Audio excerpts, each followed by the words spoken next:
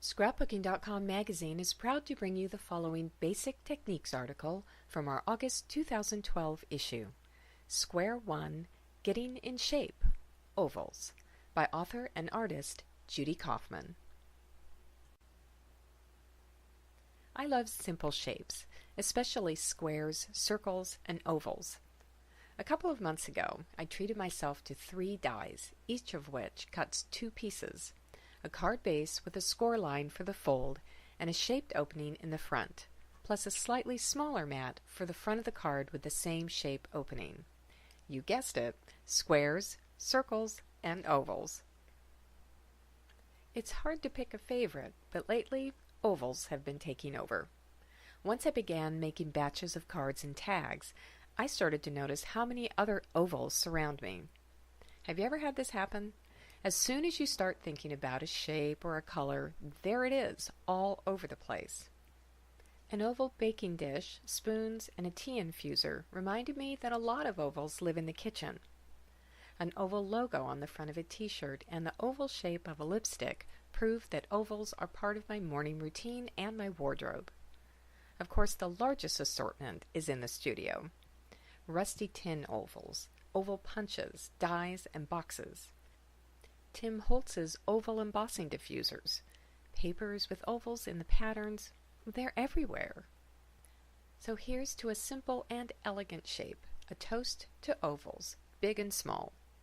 And here's to using ovals in your paper crafting and scrapbooking projects too. The photo gallery. I'm going to do something different in this installment of Square One. I'm not going to explain or describe the design strategies I used.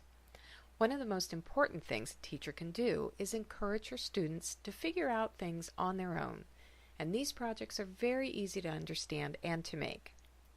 The 2 batches have a similar feel, but each card or tag is one of a kind. Within each series, there are overlapping supplies. The key to learning is asking yourself a lot of questions.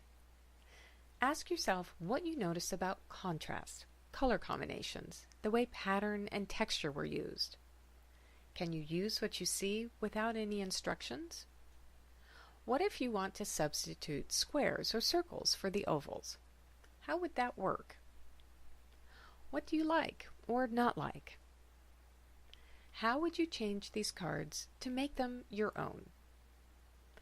How would you use the oval shapes that are left over after cutting the windows in the card fronts?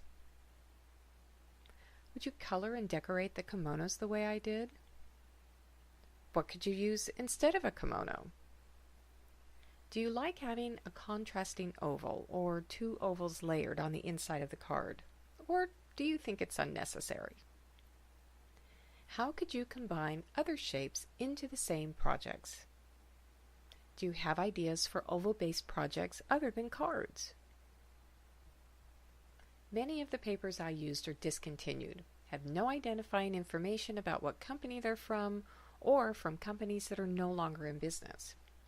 I chose them for that very reason, to ensure that you'll look at your own stash of papers and see if there's something suitable. If you don't have access to the full-size machine and die that I used, Spellbinders Paper Arts has an excellent array. You can also hand-cut ovals if you prefer. The kimono stamp is available, as are most of the other stamps. All of the peel-offs, dies, punches, and embossing folders are current.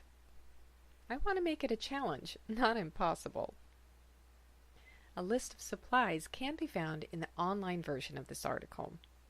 To find the products featured in this article and shown in these projects, check with your local scrapbook retailer.